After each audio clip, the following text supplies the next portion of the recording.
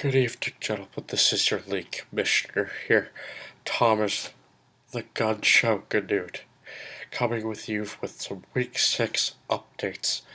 So it was a pretty interesting, uh, you know, week here, Week 6 in Burrs Hounds Incorporated League. There were some close calls, there were some blowouts, so let's go right to the scoreboard here. The first one we have is, of course, Shit Stains versus Free Hernandez. Now, in this matchup, it was a really close call pretty much the whole way, but unfortunately, once again, Shit Stains did not win. And now being 0-6, he really needs to reevaluate his life choices. I don't know how he sets his lineup every week, but you gotta just do rebuilding mode. I'm telling you, like, you're looking like Catholic Memorial out there in football. You're just not a top 10 competitor anymore.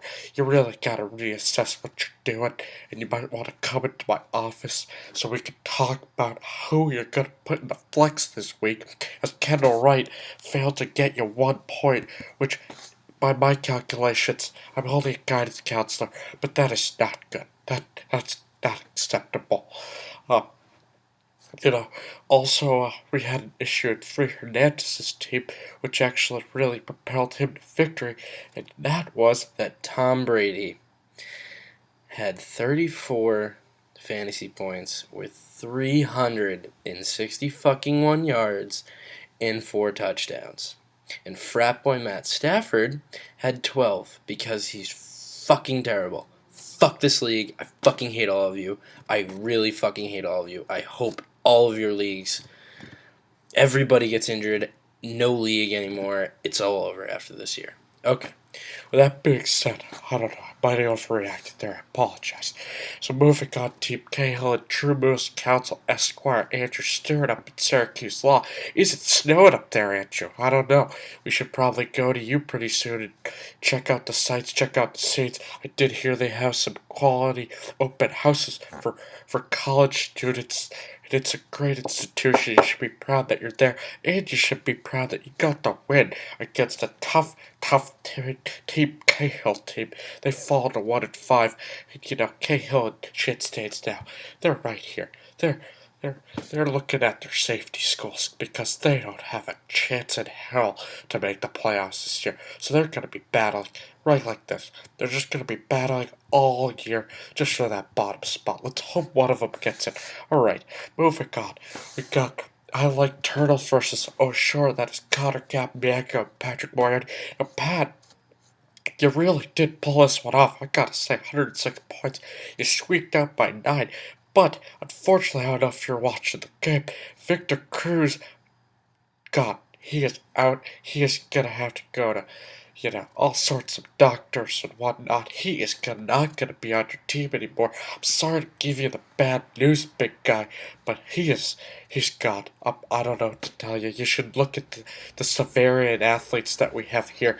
They might be able to, fill the void while he's gone.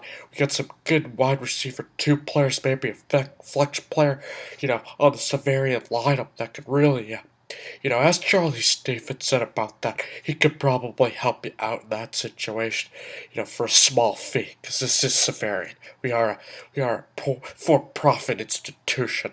That's what goes to paying the bills, for me and Mrs. Ganoon. Oh, she's a great woman.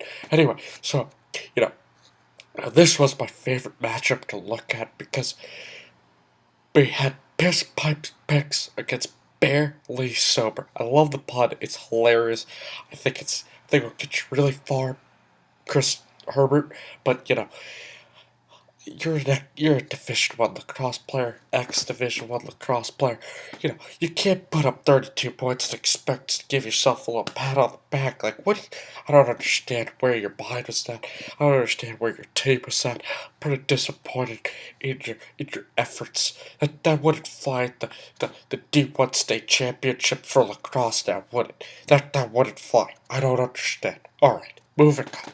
You should probably consult a doctor or something. I I don't know, go see the nurse, go see Mrs. Fitzpatrick or Mr. Steinberg. They could probably talk you through it. I'm not one to talk about it because, I have a vested interest in this league. Crossing wires just wouldn't work. Anyway, the last but final matchup we had was Anheuser-Busch Bud Light versus Get Good. That is Brian Mulvey, if anyone was mistaking the Bud Light reference, or Get Good, and that is Brian Isaac. And, Isaac really put it to him. He showed that Mulvey does not deserve to be anywhere near the top of this league. In fact, he needs to reevaluate again what he's doing with his team. Second week in a row, he has not started a tight end. To be honest with you, Brian, if you did not have DeMarco Murray, you would be fucking awful. I don't get it. I have no idea how he's 4-2. So, anyways, I digress. And that is the Week 6 update from Tommy Canute headquarters here, Westwood, Massachusetts, 800 Clapboard Tree Street. Get that right. So anyway, I hope to see you all at the open house next week as we, welcome prospective students to Severian. It'd be great to see some fellow alumni there giving, tours of the facility, talking about a little fantasy football, trying to get the kids a little engaged, whatever you need to do. But I'll be really busy this week, a lot of little guys running around, and gotta keep an eye on it. Alright, well, I'm signing off, boys. I will check in with you next week. Hopefully we get shit stains and get that first win. And who knows what could possibly happen after that. Alright, take care, boys.